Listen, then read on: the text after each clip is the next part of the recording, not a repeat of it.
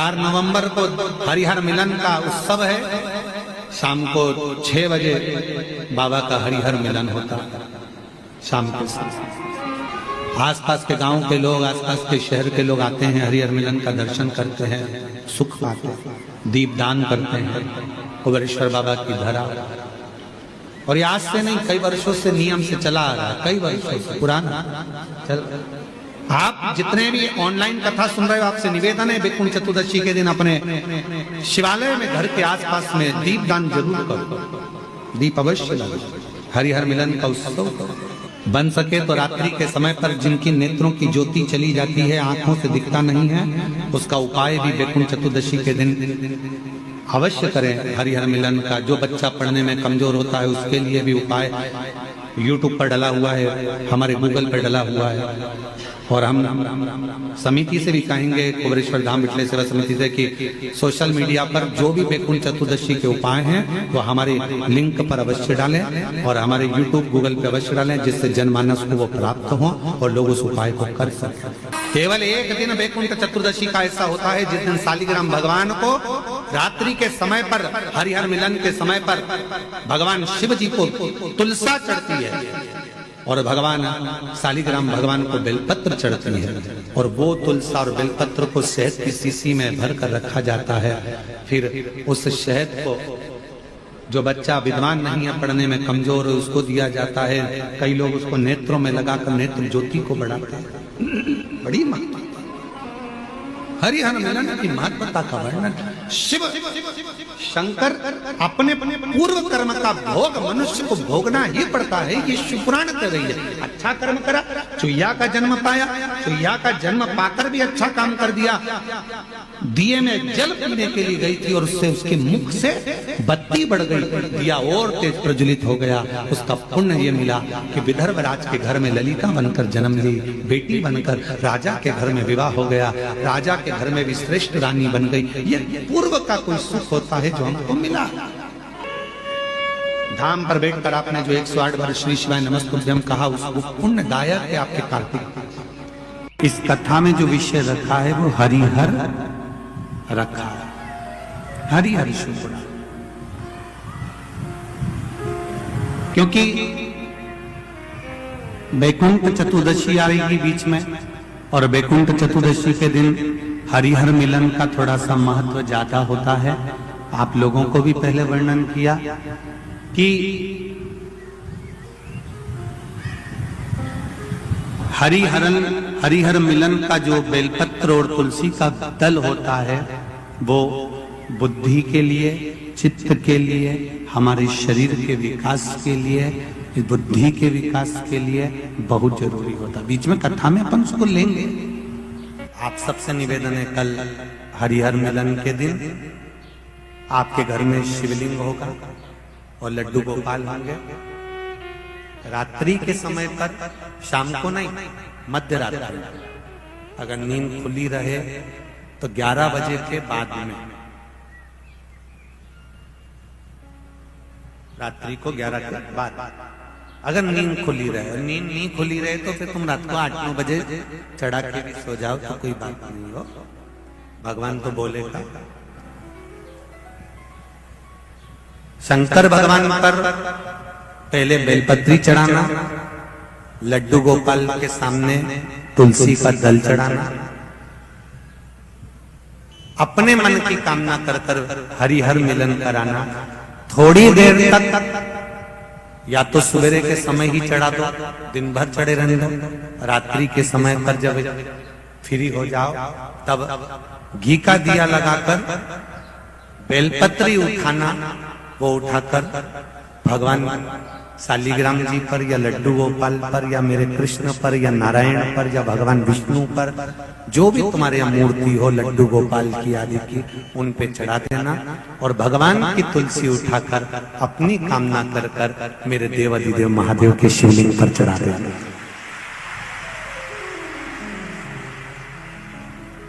रात्रि को ही हो सके तो ब्रह्म मुहूर्त तक, अगर नींद खुली रहे तो उठा लेना, नींद खुले तो रात को ही, रात्रि के समय ही उस बेलपत्री और तुलसी को संभाल के रख लेना।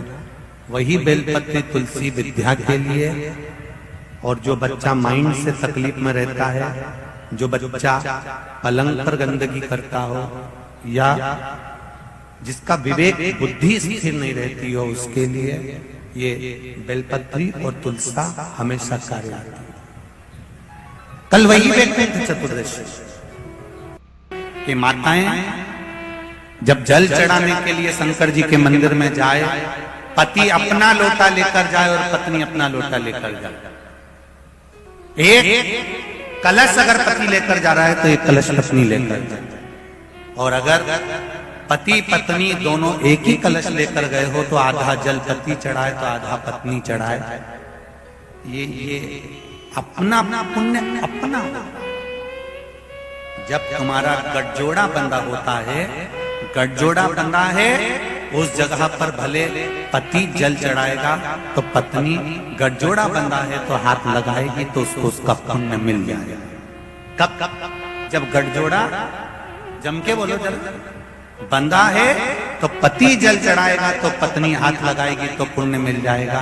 पर गठजोड़ा जब नहीं बंधा है तब उस जगह पर आपने जल चढ़ाया है तो आपको मिलेगा, उसने जल चढ़ाया है तो उसको मिलेगा। कई माताओं की आदत रहती है, जब यहाँ पर भी कई माताएं आती है ना, तुमने देखना पतियों के साथ जब आती हैं तो वो जब पति लिफाफा देता है तो पत्नी उसको टच कर लेती है तुरंत। तो हम कई बार देखते भी हैं कि हमने एक आध बार पूछने भी वाले थे कि टच करने से होता क्या है। हमने पहले भी पूछा तो उन्होंने कहा गुरुजी आधा आधा मिल जाता है। तो हमने कहा अच्छी बात है, जब तुम्हारा पति समोसा खाए तो तू टच करके बैठ जाना, उसमें कोई नहीं। अगर आधा मिल सकता है टच करने से, लिफाफा दिया तो उसमें टच कर लिया, माला चढ़ाई तो उसमें टच कर लिया, तो जब वो बफेट में जाए, शादी में वैसे भी आजकल तो 500-500 की 600-600 की प्लेट होती है, 100 की प्लेट होती है, कितना महंगा जमाना हो गया। तो तुम लिख के कह देना साहब लिफाफा पत्री का सब छपाओ तो उसमें लिख देना कि पति के साथ पत्नी आए, पर निवेदन है कि पत्नी टच करके खड़ी रहे। हमारा 600 रुपया लगेगा, 1200 नहीं लगेगा, तो तुम टच करते रहो। अब हम वो गुलाब जामुन खाए, टच कर, वो समोसा खाए तो टच कर। अरे बोलो तो दीजिए, मिलेगा मिलेगा नहीं।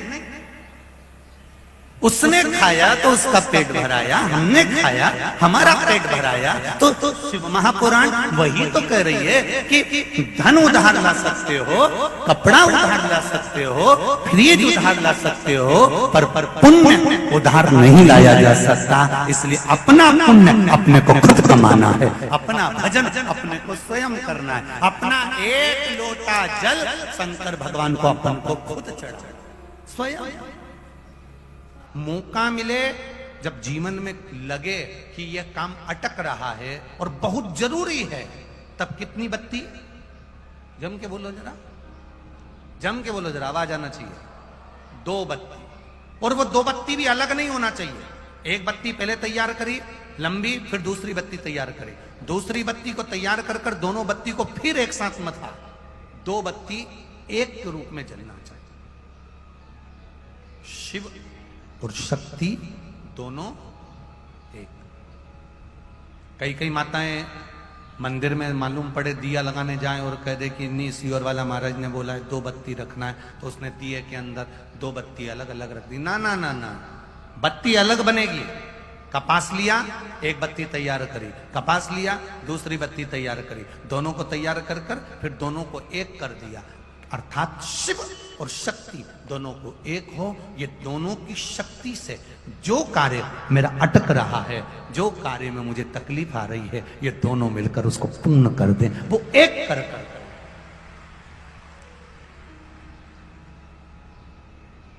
कहीं कहीं आप लोगों ने देखा महाराष्ट्र साइड में और दक्षिण में महाराष्ट्र साइड में और दक्षिण में आप लोग देखना, महाराष्ट्र की जो माताएं होती हैं, दक्षिण साइड के लोग होते हैं, या राजस्थान मारवाड़ के जो लोग होते हैं, वो पतली पतली बत्ती के 108 बत्ती बना लेती हैं। आप लोगों के यहाँ भी ऐसा होता होगा, इधर नोएडा साइड में भी इधर करते होंगे, पतली पतली बत्ती बना 108 बत्ती का उसने एक 108 बत्ती जोड़ी और उसमें उसने ऐसा बांध लिया। बांधने के बाद कार्तिक महीने में उसको बना कर रखा, घी में भिगो कर रखा, फिर उसको जलाया। बोलो देखा है कि नहीं देखा? किस किस ने देखा है? आप लोगों ने यहां भी देखा होगा, वृंदावन में बांके बिहारी जी के यहाँ, या फिर यमुना जी के घाट पर, या गंगा जी के घाट पर, हरिद्वार में आपने देखा होगा। कई माताएं पतरी पतरी बत्ती बनाती है और बत्ती बनाने के बाद उसकी 108 करके उसको बांध कर फिर घर से लेकर जाती है, घी के दिए में उसको रखकर फिर उसको जला देती है।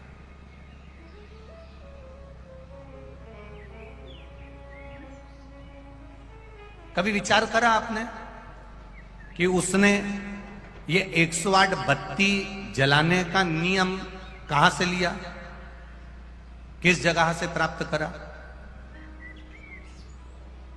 किस जगह से लिया? तो जो 108 बत्ती जला रहे हैं, ये नियम कहां से लेकर आए? तो कहा कालिंग राज के, कालिंग का जो राज्य था उसके जो राजा थे अरिदम, अरिदम का जो पुत्र था दम, उस दम ने प्रत्येक शिव मंदिर में 41 तरह के दीप प्रज्वलन करना बताया।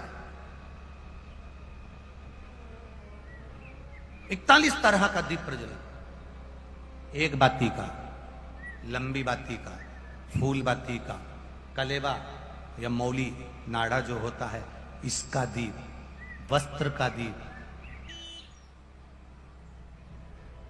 लकड़ी का दीप, ये 41 दीपों की महत्वता बताई है दम ने। कालिंग देश का जो राजा हुआ अरिदम, अरिदम का जो पुत्र हुआ दम, उस दम ने 41 तरह के दीप का महत्व बता दिया। जैसे आपको पहले आप लोगों ने कथा में सुना होगा, यूट्यूब पे भी वो कथा डली होगी, पहले हमने वर्णन करा है दीप शिव महापुराण कथा, सुनिए किसी ने? अगर सुनी होगी तो उसमें आपने सुना होगा गोल बत्ती, लंबी बत्ती, चौकोर दिया, गोल दिया, इसका भी वर्णन करा। फिर हमने बीच में वर्णन करा था कार्तिक महीने में गोल तुलसी का क्यारा, चौकोर तुलसी का क्यारा, षड आकृति का तुलसी का क्यारा। बोलो सुना है कि नहीं सुना? सुना है ना आप लोगों ने? तो उसमें वर्णन आता है एक एक चीज का। तो राजा दम, कालिंग देश के राजा अरिदम का पुत्र दम, जब अरिदम मर गए, अरिदम के प्राण छूट गए, तब दम राजा का राज्य आ गया। दम राजा का राज्य आया, जो पूर्व में गुण निधि था, वो गुण निधि जिसने शंकर जी के मंदिर से केवल नैवेद्य चुराया था, ये दम बनकर जन्म गया, ये राजा बनकर बैठ गया। 41 तरह के दीपों का महत्व वर्णन कर दिया। अब 2 बत्ती का महत्व आपको बताया। एक बत्ती का महत्व आप जानते हैं, यूट्यूब पर फूल बत्ती का डला हुआ है, मौली बत्ती का डला हुआ है, लकड़ी का, तुलसी की लकड़ी का, बेल लकड़ी का, ये सब उसमें डले हुए हैं, आपने स्मरण करिएगा। अब जो आप लोगों ने देखा कि 108 बत्ती का उन्होंने दीप बनाया और गंगा जी के घाट पर, यमुना जी के घाट पर, या शिवालय में, देवालय में, कहीं हनुमान जी के मंदिर पे, कहीं राम जी के मंदिर में, कहीं कृष्ण के द्वार पर, कहीं पवित्र जगह पर, तीर्थ में उसको लगाया।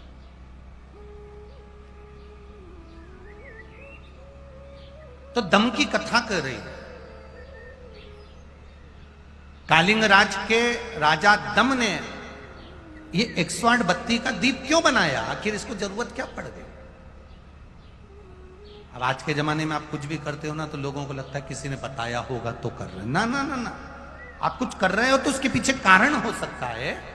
आखिर 108 बत्ती, लंबी बत्ती बनाना, पतली पतली बत्ती बनाना, फिर उसको इकट्ठा करना, फिर धागे से लपेटना, घी में डुबोना, फिर दिए में लगाकर उसको जलाना, गंगा जी के घाट पर, यमुना जी के घाट पर, या कहीं पवित्र नदी के घाट पर, या किसी तीर्थ में जाकर उसको जलाना, उसका कारण क्या? ये साधारण मंदिरों में उसको नहीं जलाते, वो तीर्थ में, पवित्र मंदिर में, कोई पुण्यवान बहुत प्राचीन, वहां उसको जलाया। उसका कारण क्या है? तो कहा दम नाम के राजा का संवाद कहता है, कालिंग राज के उस नगर में जब चारों तरफ हाहाकार मच गया और दूसरे राज्यों ने आक्रमण करना प्रारंभ कर दिया। दूसरे राज्य जब आक्रमण कर रहा है,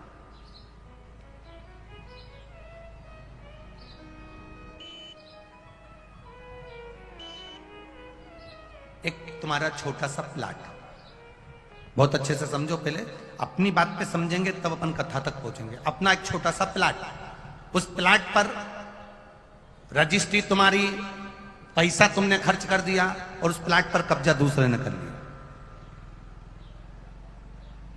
एक छोटी सी जगह, और छोटी सी जगह तुमने चलाते चलाते चलाते चलाते 8 साल हो गए, 10 साल हो गए, 10 साल में तुमने उसको जमा लिया।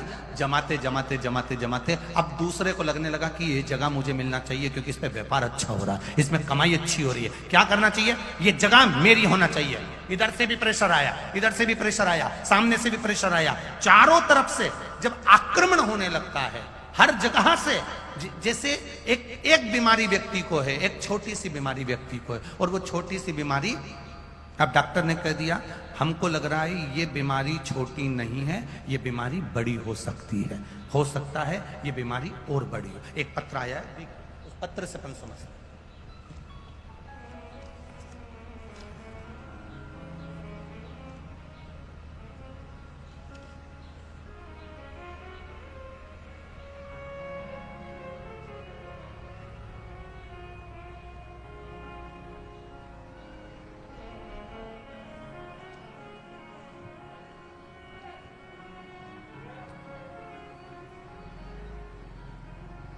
सुनीता शर्मा, एटा, उत्तर प्रदेश की रहने वाली हूं, मेरा मोबाइल नंबर ये है। सुनीता शर्मा कहीं बैठी हो तो हाथ हिलाइएगा, दोनों हाथ। सुनीता जी शर्मा कहीं बैठी हो तो दोनों हाथ ऐसे हिला देना। अगर कैमरे वालों को दिख जाए तो ठीक है, अगर कहीं दूर बैठी हो तो कोई बात नहीं। सुनीता शर्मा, एटा, उत्तर प्रदेश की रहने वाली हूं गुरुदेव। 15/2/2023 को बाबा के धाम कुबेरेश्वर धाम आई थी। रुद्राक्ष नहीं मिल पाया था, पर मैं बाबा को प्रणाम कर कर आ गई थी। गुरुदेव, 2020 से बाबा की भक्ति में लीन हूं। 2020 में ही मुझे कैंसर बीमारी हो गई थी। डॉक्टर ने 4th स्टेज का कैंसर बोल दिया था। गुरुदेव, 4th स्टेज का जब कैंसर हुआ, डॉक्टर ने कुछ दिन दिए थे, कुछ समय दिया था कि ये इतने महीने तक जिंदा रहेगी, उसके बाद चली जाएगी। गुरुदेव, बचने की उम्मीद नहीं थी। डॉक्टर जवाब दे दिए थे, घर में 2 बेटियां हैं गुरुदेव। भगवान से बस इतना प्रार्थना करती रहती थी पलंग पर पड़ी पड़ी, मुझे मार देगा पर मेरी बेटियों का क्या होगा, कृपा करना बाबा, एक मौका दे दे, बेटियों को मंगल विवाह कर दूं, इनकी शादी कर दूं। किसी की भी शादी नहीं हुई थी गुरुदेव, अगर मुझे उठा लेता तो इनका क्या होता। ऑपरेशन कराते कराते कैंसर का, घर की आर्थिक स्थिति भी बेकार हो गई थी। कैंसर एक जगह समाप्त होता, दूसरी जगह हो जाता, फिर ऑपरेशन करा। तभी आपकी कथा में आपने कह दिया 1 लोटा जल चढ़ाकर आचमन करना प्रारंभ करो। मैं आचमन भी करती और उसी को डालकर स्नान भी करती। बाबा की कृपा से बस एक ही प्रार्थना करती, कैसे भी मेरी बेटियों की जिंदगी बन जाए, तब तक रख ले। डॉक्टर ने 3 महीने दिए थे। आज 2020 से कथा सुनते सुनते, जल पीते पीते 2023 आ गया। बाबा ने मुझे बचा रखा। ये शिव तत्व है। और गुरुदेव, जो आर्थिक स्थिति खराब हुई थी, ऑपरेशन कराते कराते बाबा ने संभाला। बाबा ने मेरे घर में मेरी खुद की गाड़ी भी कर दी और व्यापार भी 4 गुना बढ़ा दिया। ये शिव तत्व है। औघड़ी, अब इसको समझें। एक बीमारी आ गई, दूसरी बीमारी ने आक्रमण करा, तीसरी बीमारी ने आक्रमण करा। अभी तक केवल शुगर थी, अब बीपी, थायराइड, ये वो सब ऊपर से आक्रमण करने लगे। अर्थात यहां अरिदम राजा के पुत्र दम का चरित्र कहता है कि दम ने जब देखा कि चारों तरफ से दूसरे आक्रमण करने लगे हैं, चारों तरफ से आक्रमण होने लगा, मैं बीच में फंस गया हूं, मेरा राज्य छोटा सा है, यहां कौन, मेरे पास इतनी सेना नहीं है, क्या करूंगा। चारों तरफ से जब आक्रमण चालू हुआ तब दम राजा ने अपने नगरवासियों से कह दिया 108 बाती का दीप जलाओ और महादेव के नाम से महादेव के मंदिर में लगाना प्रारंभ करो। चारों तरफ जब दीप लगना प्रारंभ हो गए, उस दीप की जब गंध गई, जब इतनी सारी बत्ती जलती है तो उसमें से कालोच उड़ती है। करें दर्शन, अरे बोलो जम के, जब बत्ती जलती, इतनी बत्ती जलेगी तो उसकी कालोच उड़ेगी। वो कालोच जब उड़कर चली तो काल अधिपति स्वयं मंदिर से बाहर निकलकर सारी सेना का संहार कर रहा। तब उस 108 बाती की महत्वता को दम राजा से लिया गया। अब दुनिया के लोग उसको समझें जरा अच्छे से कि 108 बाती लगती कहां है, तो प्रयास करो किसी नदी का तट हो, और बहुत ध्यान देना, पवित्र नदी गंगा, यमुना, सरयू, क्षिप्रा, मंदाकिनी, नर्मदा, जितनी पवित्र नदी होती है, इन नदियों में आप लोग एक बहुत बड़ी गलती करते हो कि दोने में दिया लेते हो और दोने में दिया लेकर उसको रखकर और आप नदी में दिया जलाकर बहा देते हो। शिव महापुराण की कथा इसकी महत्वता नहीं कहती। शिव पुराण कहती है गंगा माँ है, नर्मदा माँ है, क्षिप्रा माँ है, सरयू माँ है। तुम्हारी सास कहीं बैठी हो, एक काम करना, जैसे तुम गंगा जी में दिया रख देती हो पानी में, सरयू जी में दिया रख देती हो पानी में, उसी तरह सास के सिर पे दिया जला के धर दो। बोलो, धर सकते हो? जब धीरे धीरे दिए में आग लगेगी, दिया जलते जलते दोने में आग लगेगी, दोना जलेगा और तुम्हारी सास का फिर सिर जलना प्रारंभ होगा। अच्छा लगेगा? नहीं। गंगा में दिया छोड़ा, दिया जलते जलते हवा में दोना जला, दोना जला तो वो गंगा का जल में चोट पहुंची। गंगा कहती है तो पुण्य कमाने आई थी और मुझे आग लगा के जा रही है।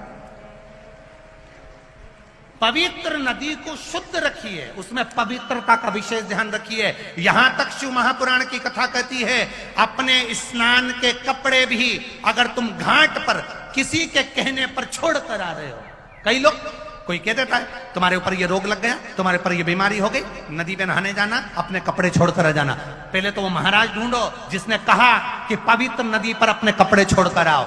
नदी को हमेशा, पवित्र नदी को पवित्र रहने दो। मेरे राम जी जब चित्रकूट होते हुए चले गए, मेरे राम जी जब अयोध्या से लंका तक गए, बीच में इतनी पवित्र नदी पड़ी थी, मेरे राम जी ने एक जगह पर ये अपने वस्त्र को नहीं छोड़ा, न वस्त्र को पानी में निचोड़ा। मेरे राम जी ने स्नान करा, स्नान कर कर पानी ले जाकर दूर अपने वस्त्र को निचोड़ा, कहीं ये मेरे वस्त्र का पानी पवित्र नदी में ना चले जाए। वो मेरे राम थे जो मार्ग बताते जा रहे थे। और आज के जमाने में लोग, एक जनी ने दिया जला के छोड़ा, बड़ी खुश हुई, वो भेरिया, वो भेरिया, वो भेरिया, वो भेरिया, वो भेरिया, इतनी दूर तक चले गया। अब गंगा जी ने भी कह दिया अब की तो आ गई, अगली बार आ, अगली बार आ, अगली बार आ। इतनी प्लानिंग करिए, हरिद्वार जाऊंगी, हरिद्वार जाऊंगी, हरिद्वार जाऊंगी, हर बार प्लान बनाती थी, बद्रीनाथ जाऊंगी, केदारनाथ जाऊंगी, हर बार प्लान बनाती थी, अब की बार जाऊंगी, अब की बार जाऊंगी। भगवान घर में ऐसी बांधा ला के रख देता कि तुम्हें हरिद्वार तक बुलाता ही नहीं। अब सोचती मैं बस एक ही बार होके आई, फिर तो मेरा जाना ही नहीं हुआ। कभी तुमने गंगा जी से पूछा कि बार बार जाना क्यों नहीं हो रहा? गंगा जी खुद नहीं बुला रही, आग लगा के चली जाएगी। गंगा जी खुद नहीं, पवित्रता का ध्यान रखिए, हम उसकी शुद्धता का ध्यान रखिए। हमने गंगा, यमुना, सरयू, सरस्वती, क्षिप्रा आदि को कैसे कैसे पवित्र रखना। 108 बाती का महत्व क्या है? दीपदान का महत्व क्या है? दीपदान का महत्व किसको कहते हैं? दीपदान कैसे करा जाता? कार्तिक के महीने में, नदी में नहीं, कार्तिक महीने में दीपदान करा जाता है। शिव पुराण कह रही है, शंकर भगवान की कथा कह रही है, शिव तत्व कह रहा है। घाट पर गंगा का पानी, यमुना का पानी छोड़कर, दिया जलाकर, दिखाकर, पूर्व की ओर मुख कर कर, भगवान की ओर स्मरण कर कर, अपने पूर्वजों का नाम लेकर घाट पर दिया रखा जाता है, ना कि नदी में छोड़ा जाता है। अब तुम तो इतने खुश होते हो कि नदी में छोड़ दिया, मैया ने ले लिया। मैया से तो पूछो कि उनकी हालत क्या है। तुलसी जी में दिया लगाने चली, तुलसी जी के क्यारे के अंदर ही दिया रख दिया। तुलसी जी ने पवन देवता से कहा, हवा चलाओ, मुझे आग लग रही है। पवन देवता ने हवा चलाई, तब तुलसी मैया हिली। इसको लगा कितनी प्रसन्न हो रही है तुलसी मैया। ये दिया लगा लगा के रखती, दिया फिर बुझ जाता, फिर लगाती, फिर बुझ जाता, हवा तेज हो जाती। कभी कभी तुमने तुलसी जी में दिया लगाया, हवा तेज चल गई, क्यों चली? क्योंकि तुलसी जी को लगता है ये क्यारे में रखकर जाएगी और मुझे आग लगा के जाएगी, थोड़ा दूर रखो, दूर। मंदिर में भगवान से दिया दूर रखो, दूर। हम उसको समझ नहीं पा रहे। 108 बाती के दीप की महत्वता दम राजा का चरित्र कह रहा है। जब तुम्हें लगे कि 4-5 बीमारी घेर रही है, जब तुम्हें लगे कि ये तकलीफ आ रही है, जब तुम्हें लगे चारों तरफ से किसी ने घेर लिया, तब फिर किसी तीर्थ में, किसी नदी की पवित्रता में, किसी धाम में, किसी प्राचीन शिव मंदिर में, किसी देवालय में, किसी शिवालय में फिर जाकर, फिर उस दीप को कहकर, बाबा दूर, मेरे भगवान से दूर, बहुत दूर,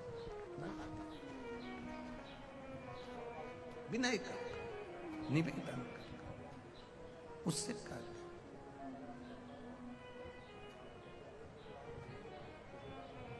महाराज बस उसके स्मरण में हरिओम में ओम समाया है, मेरा भोला नगर में आया है।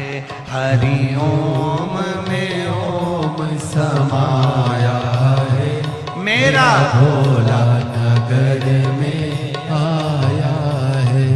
मेरा भोला नगर में आया है, मेरा भोला नगर में आया है। मेरा भोला नगर में आया है, मेरा भोला नगर में आया है।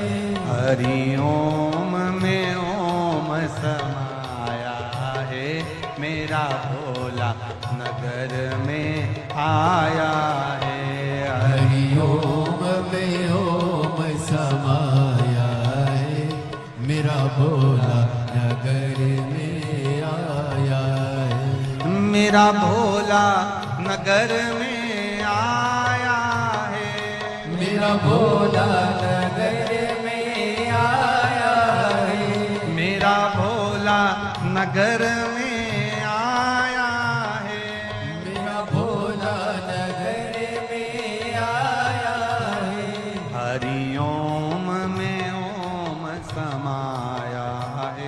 मेरा भोला नगर में आया है। हरि ओम में ओम समाया है, मेरा भोला नगर में आया है।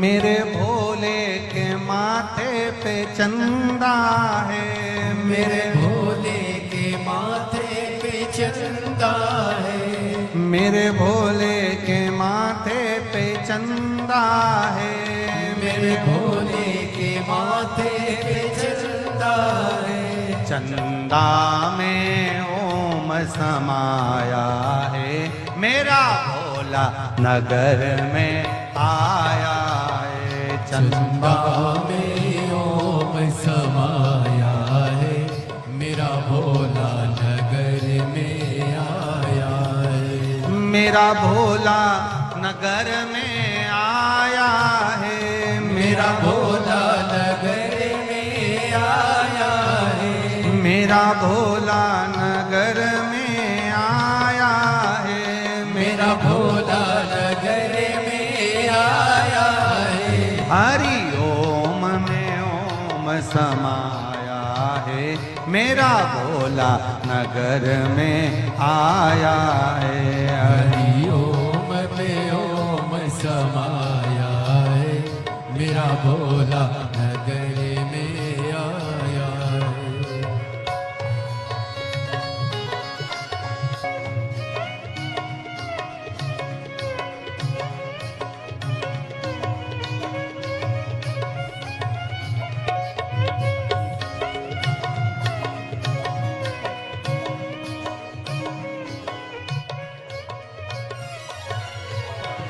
मेरे भोले के हाथों में डमरू है, मेरे भोले के हाथों में डमरू है, मेरे भोले के हाथों में डमरू है, मेरे भोले के हाथों में डमरू है। ओ डमरू में ओम समाया है, मेरा भोला नगर में आया है।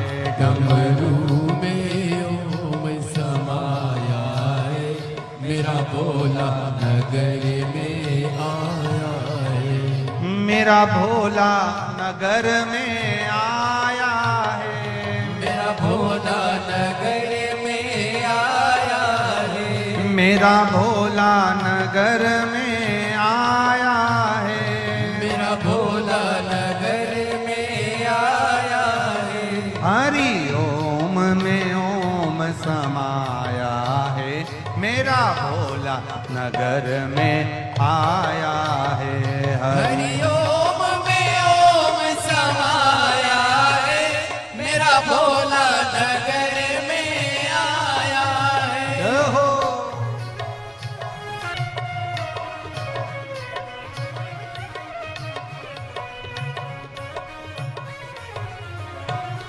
मेरे भोले के मस्तक पे गंगा है, मेरे भोले के मस्तक पे गंगा है, मेरे भोले के मस्तक पे गंगा है, मेरे भोले के मस्तक पे गंगा है। ओ गंगा में ओम आया है, मेरा भोला नगर में आया है। हरि ओम में ओम समाया है, मेरा भोला नगर में आया है। हरि ओम में ओम समाया है, मेरा भोला नगर में आया है। हरि ओम में ओम समाया है, मेरा भोला नगर में आया है। ओम मेरा भोला नगर में आया है, मेरा भोला नगर में आया है। ओम मेरा भोला नगर में आया है, मेरा भोला नगर में आया है। हे हरि ओम में ओम समाया है, मेरा भोला नगर में आया है। हरि ओम ओम में ओम समाया है, मेरा भोला नगर में आया है। हरि ओम में ओम समाया है, मेरा भोला नगर में आया है। हरि हरि ओम में ओम समाया भोला नगर में आया है। हर हर महादेव। अपने स्थान पर बैठकर भगवान शिव से अपने हृदय की बात बड़े बाबा से दिल अपने भाव से अपनी जगह बैठ आनंद के साथ भगवान देवादिदेव महादेव से अपने हृदय की बात मूल मंत्र का स्मरण करते हुए भाव से बाबा से करें।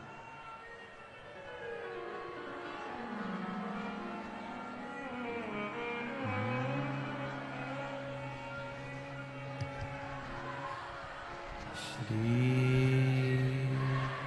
शिवाय नमस्तुभ्यं। श्री शिवाय नमस्तुभ्यं। श्री शिवाय नमस्तुभ्यं। श्री शिवाय नमस्तुभ्यं। श्री शिवाय नमस्तुभ्यं। भोला सब दुख काटो मारा। ओ भोला सब दुख काटो मारा। शिव शंकर जपो तेरी माला। भोले बाबा जपो तेरी माला। भोला सब दुख काटो मारा। ओ भोला सब दुख काटो मारा। वेश है मंगल मंगलकारी। वैश्य है मंगल मंगलकारी। शमशान वासी हमारा। शमशान वासी हमारा। ओ भोला सब दुख काटो मारा। ओ भोला सब दुख काटो मारा। शिव कथा कह रही है, भगवान शंकर का संवाद कर रहा है। 108 बाती का महत्व, 2 बाती की मूलता, उसी तरह अनेक बाती का महत्व दम राजा की कथा कहती है। समय आया दम राजा के प्राण छूटे, जिसने शिव मंदिर से मात्र थोड़ा सा नैवेद्य चुराया। मरने पर दम राजा बना, वहां से छूटा। पद्मकल्प के अंतर्गत उलस्त बाबा के यहां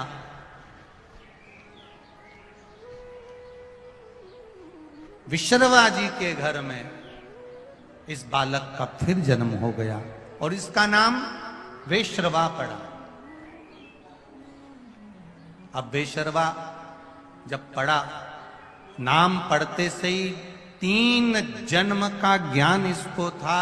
शंकर जी के मंदिर से नैवेद्य चुरा कर पाया था, मर गया था, शिवालय गया, वहां से छूटा। छूटने के बाद दम राजा बना। दम राजा के वन में विश्रवा जी का पुत्र वेश्रवा बना। अब वेश्रवा बन गया, शिव जी की आराधना में फिर डूब गया। शिव आराधना में वापस डूबा।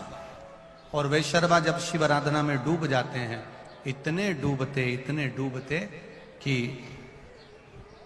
भगवान देवादिदेव महादेव जो वेश्रवा जी को देखते रहते कि कितनी आराधना कर रहा है, सब कुछ छोड़ दिया। शरीर में केवल अस्थियां बची है, मांस समाप्त हो चुका है, कुछ नहीं बचा। वेश्रवा के पास में, विश्रवा ऋषि के पुत्र के शरीर में मांस समाप्त हो गया, केवल पिंजरा शरीर का अस्थियों का बचा है। महाराज, दुनिया के लोग कहते हैं कि रावण असुर था, राक्षस था, फिर उसको ये इतना सोने का महल, उसको इतना सोने का नगर, सोने का महल, सोने की सत्ता, सोने की लंका कैसे प्राप्त हुआ, कैसे मिले? ध्यान दें, जब रावण असुर प्रवृत्ति का है, कष्ट दे रहा है, तकलीफ दे रहा है, लोगों को मार रहा है, संतों को, साधुओं को, ब्राह्मण जन को, गुरुजन को जब तकलीफ दे रहा है, तो फिर इतना, इसके पास में इतना सारा गोल्ड, इतना सोना, इतना वैभव उसके पास कैसे आ गया? शिव महापुराण की कथा कह रही है। लंकाधिपति रावण के पास में इतना वैभव कैसे आ गया? इतना धन कैसे आ गया? इतनी सत्ता कैसे आ गई? इतना बल कैसे आ गया? कारण क्या है? तो एक शिव महापुराण का ये चरित्र अपने जीवन में याद रखना। घर में अगर कोई शांत हो जाता है तो पूरे परिवार में सूतक लग जाता है। अगर एक घर में अगर एक कुछ गमी हो जाए तो पूरे परिवार में सूतक लग जाता है। उसी तरह शिव पुराण कहती है, घर में अगर एक भगवान शंकर की आराधना करने वाला हो जाए तो पूरे घर में वैभवों की कमी नहीं हो पाती। रावण को ये सत्ता मिल रही है, रावण को ये वैभव मिल रहा है। अब विशर्वा ऋषि के ही पुत्र हैं लंकाधिपति रावण, और विशर्वा ऋषि के ही पुत्र हैं वेशर्वा। तो रावण को इतनी सत्ता कैसे मिल रही है? रावण को इतना वैभव कैसे मिल रहा है? पुण्य। घर में अगर कोई एक भी, फिर ध्यान से सुनना, उज्जैन के ऋण मुक्तेश्वर मंदिर की दीवार पर पत्थर पे अंकित शिव महापुराण की एक लाइन लिखी हुई है। वो अपने जीवन में कभी आप उज्जैन जाएं तो ऋण मुक्तेश्वर मंदिर में दर्शन करिएगा। वहां लिखा है, शिव को जल चढ़ाने वाला, शिव महापुराण की कथा सुनने वाला, शंकर का भजन करने वाला, शिव का गुणगान करने वाला, शिव का पंचाक्षर षडाक्षर स्मरण करने वाला, शिव तत्व के जानने वाला, शंकर के मंदिर तक जाने वाला, शिव महापुराण की कथा श्रवण करने वाला, कराने वाला, बांचने वाला, सुनने वाला, दूसरे को कहने वाला, अगर कोई भूल से भी शिव महापुराण की कथा में पहुंच जाता है तो ऋण मुक्तेश्वर मंदिर उज्जैनी अवंतिकापुरी का वो दीवार लिखी हुई कहती है, जो पत्थर से अंकित है, कहती है कि शिव महापुराण की कथा 7 पीढ़ी को नहीं, शंकर की आराधना 7 पीढ़ी को नहीं 71 पीढ़ी को तार देती है। यहां 7 पीढ़ी का तो भ्रम ही हटा दीजिए, यहां 7 पीढ़ी का भ्रम समाप्त कर दीजिए, यहां 71 पीढ़ी, 1-2 पीढ़ी की बात ही नहीं है, 2-4-8 पीढ़ी की तो कोई संवाद ही नहीं है हमारा। 71 पीढ़ी अवंतिका कर रही है, 71। अब रावण कष्ट देने वाला, रावण सबको परेशान करने वाला, रावण सबको कष्ट प्रदान करने वाला, रावण संत ब्राह्मण साधुजन गुरुजन को कष्ट देने वाला, यज्ञ नष्ट करने वाला, परेशान करने वाला, देवताओं को बंदी बनाकर रखने वाला, जब इतना कष्ट रावण सबको दे रहा है तो रावण को फिर इतना वैभव कैसे प्राप्त हुआ? ये रावण का खुद का वैभव नहीं है, ये रावण की खुद की दौलत नहीं है, ये रावण की खुद की सत्ता नहीं है। रावण को ये वैभव, ये सत्ता, ये दौलत कहां से प्राप्त हुई? तो कहा विशर्वा ऋषि के पुत्र रावण भी हैं और विशर्वा ऋषि के पुत्र वेशर्वा भी हैं। वेशर्वा ने जब शंकर भगवान की आराधना करना प्रारंभ करी, इतनी आराधना करी, इतनी आराधना करी, इतनी आराधना करी कि शंकर भगवान ने उस वेशर्वा को आशीर्वाद देने के लिए शिवजी प्रकट हो गए, सामने आए, सामने प्रकट हुए। मांग, वैशर्वा तुम्हें क्या चाहिए? वैशर्वा ने जैसे ही नेत्र को खोला, शिवजी का इतना प्रकाश कि वैशर्वा की आंखें बंद हो गई। शिवजी ने कहा मांग लो, तुमको क्या चाहिए? शंकर जी कह रहे मांगो, तुम्हें क्या दिया जाए? नेत्र खोल रहा है, फिर आंखें बंद हो जाती है, फिर नेत्र खोले, फिर आंखें बंद हो गई। अब की बार आंख बंद कर कर कह रहा है प्रभु मांग लूं? हाँ मांग। शिवजी ने कहा मांग लो, मांग तुझे क्या चाहिए? आपके चरणों का दर्शन हो जाए। इतना प्रकाश है कि मैं आपके चरण का दर्शन भी नहीं कर पा रहा हूं, आपके चरणों का दर्शन हो जाए, बस कृपा कर दो। शिवजी ने प्रकाश को थोड़ा कम करा, गला पकड़ रहा, शिवजी ने प्रकाश को थोड़ा कम करा और प्रकाश कम करा, भगवान शंकर के चरण का दर्शन वैशर्वा को हो गया। वैशर्वा ऋषि के पुत्र वैशर्वा को जब भगवान के चरण का दर्शन हुआ, तब चरण का दर्शन करने से पहले वैशर्वा माता पार्वती को घूर कर देखने लगा। नेत्र आए, पर उस नेत्र से वैशर्वा ने सबसे पहले पार्वती जी को घूर कर देखा, पार्वती जी की ओर टकटकी लगा कर देखा, पार्वती जी की ओर देखता जा रहा है। माता पार्वती को क्रोध आ गया, पार्वती जी ने वैशर्वा के एक बाएं नेत्र को समाप्त कर दिया, भस्म कर दिया। वैशर्वा चरणों में पड़ गया, भोलेनाथ मेरा बायां नेत्र माता ने जला दिया, समाप्त कर दिया।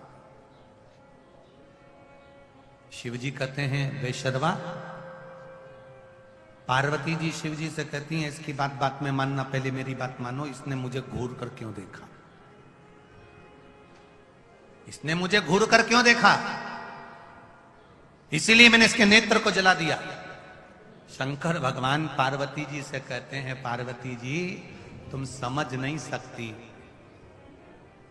ये आपको टकटकी लगाकर इसलिए देख रहा था कि पार्वती जी तुमने कौन सा पुण्य करा, ऐसी कौन सी तप साधना तुमने करी जो आप शंकर जी की अर्धांगिनी बनकर बैठ गई, इसलिए देख रहा था। कौन सी तप साधना? ये सिसोदिया परिवार कथा करवा रहा है, मैं कहूंगा इनकी कौन सी तप साधना? ये उमा पब्लिक स्कूल में कथा हो रही है, इनकी कौन सी तप साधना? कथा 62 सेक्टर में होना थी,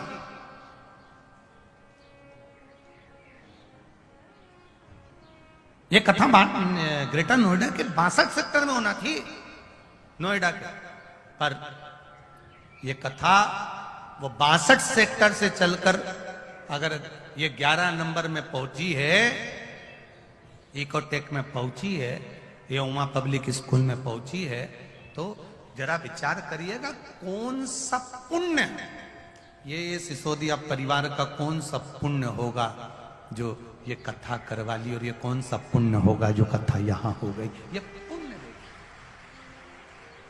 और उस पुण्य में भी 4 चांद लगाने के लिए ददरोवा धाम से संत जी हमारे बीच पधारे, संत हमारे बीच में विराजमान है। ये कृपा नहीं तो और क्या है? घर जाते जाते ऑटो में बैठकर, गाड़ी में बैठकर आप अपनी किस्मत को जरूर विचार करना कि मैंने कौन सा पुण्य करा था कि इतने दिन से टीवी पर कथा सुन रही थी, आज पंडाल में बैठकर कथा सुन ली। पुण्य कौन सा? वृंदावन तो मैं जाती रहती हूँ, यमुना जी में स्नान करने जाती रहती हूँ, हरिद्वार भी जाती रहती हूँ, पर ऐसा कौन सा पुण्य था जो सारे तीर्थ चलकर इस ग्रेटर नोएडा की 11 सेक्टर में पहुंच गए? वो पुण्य कौन सा? विचार करिए। 2 पुण्य पर, एक शिव महापुराण की कथा में जाओ या टीवी पर कथा सुनो तो अपने आप को गौरव महसूस करना कि मैंने कोई पुण्य अच्छा करा था, और एक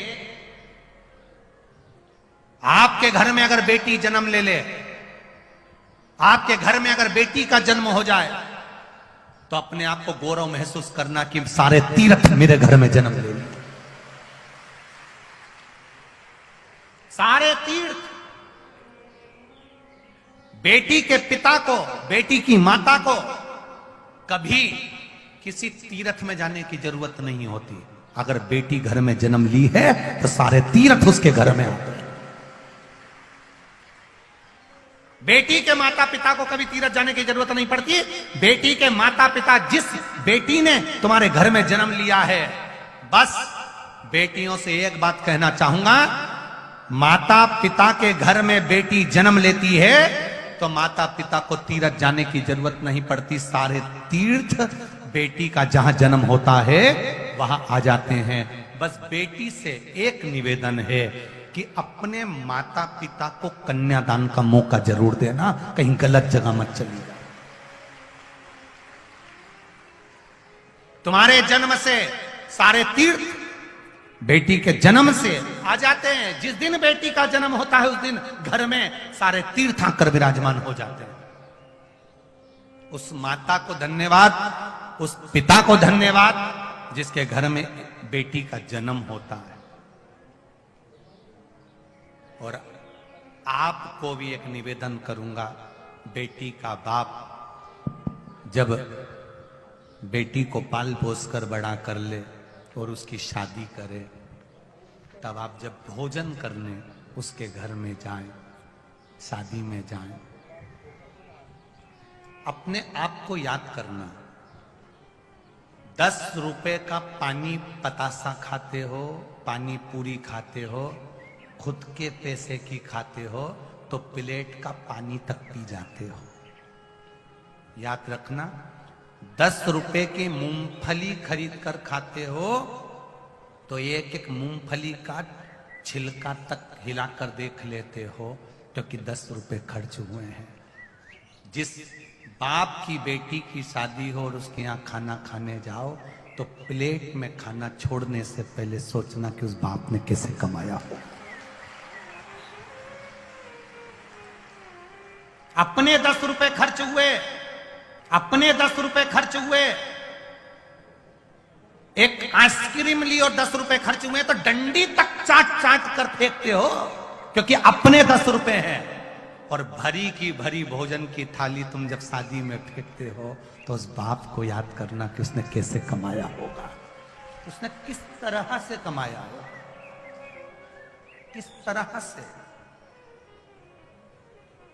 देने वाला दे देगा। खूब बड़े बड़े दानदाता इस ग्रेटर नोएडा की कथा में आए हैं। कोई गाड़ी भरकर हलवा लेकर आया, कोई केले लेकर आया, कोई संतरे। कल शाम को तो कोई बादाम और काजू के पैकेट बांट रहा था। धन्य है सब। Cold drink, Frooti, ice cream, biscuit, पानी की बोतल, पानी के पाउच, टॉफी, और तो और मेरी माताएं जो अपने अपने घर से आ रही हैं तो 1-1 किलो आटे की पूड़ी और अचार और सब्जी लेकर आकर सबको खिला कर जा रही हैं। देने वाला दे रहा है, खिलाने वाला खिला रहा है, करने वाला कर रहा है। आपसे निवेदन है, आप शिव के रूप में कथा सुनने बैठे हो। शिव महापुराण की कथा करने वाला तुम रूका है, और कथा का जजमान कौन है? ईश्वर जी, गोरा जी, शंकर जी और पार्वती जी। सिसोदिया जी तो निमित्त मात्र है। ये उमा पब्लिक स्कूल जहां कथा हो रही है तो निमित्त मात्र है। कथा तो मेरे महादेव कर रहे हैं और वही सुन रहे हैं, वही सुन रहे हैं। कोई दूसरा नहीं कर सकता, दूसरा नहीं। शिव की भक्ति में लगो, शंकर की आराधना।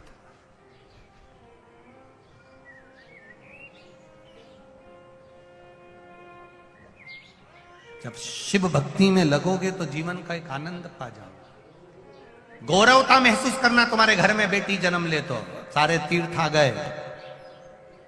बेटी के कन्यादान में जब जाओ, भोजन करने के लिए जब जाओ, तो स्मरण करना कि अपने पैसे खर्च होते हैं तो 10 रुपए की पानी पतासा का पानी भी पूरा पी जाते हैं।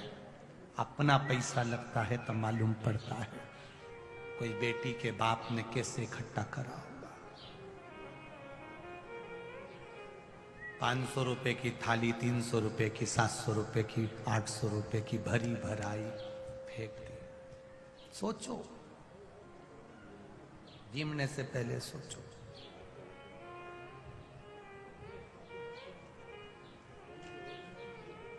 कभी विचार करिएगा कितना दान, कितना धर्म।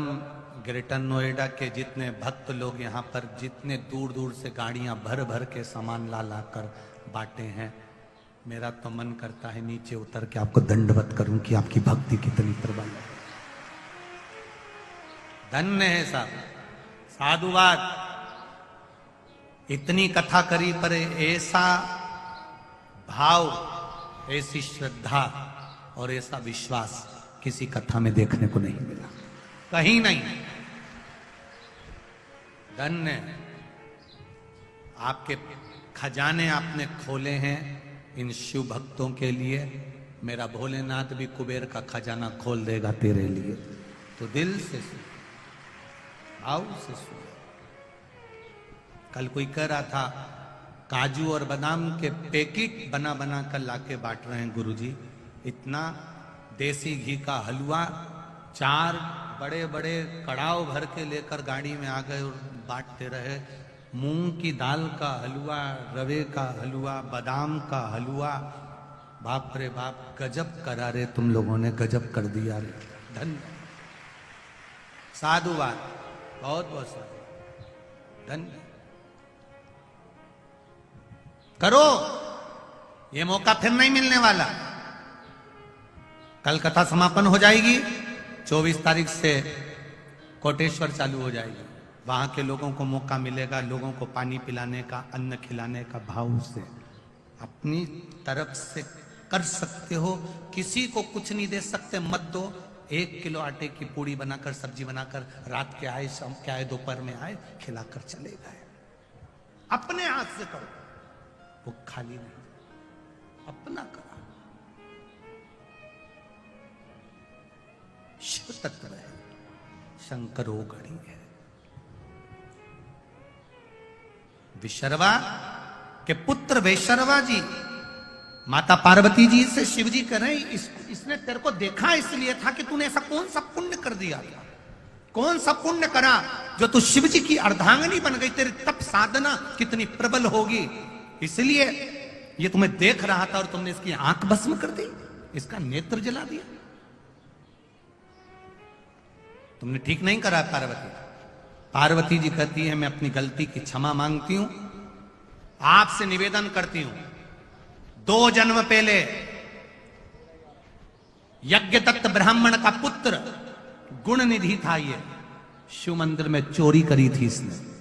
बाद में ये दम नाम का राजा बन गया, फिर छूटा, वैशर्वा के नाम से ये प्रसिद्ध हो गया। पार्वती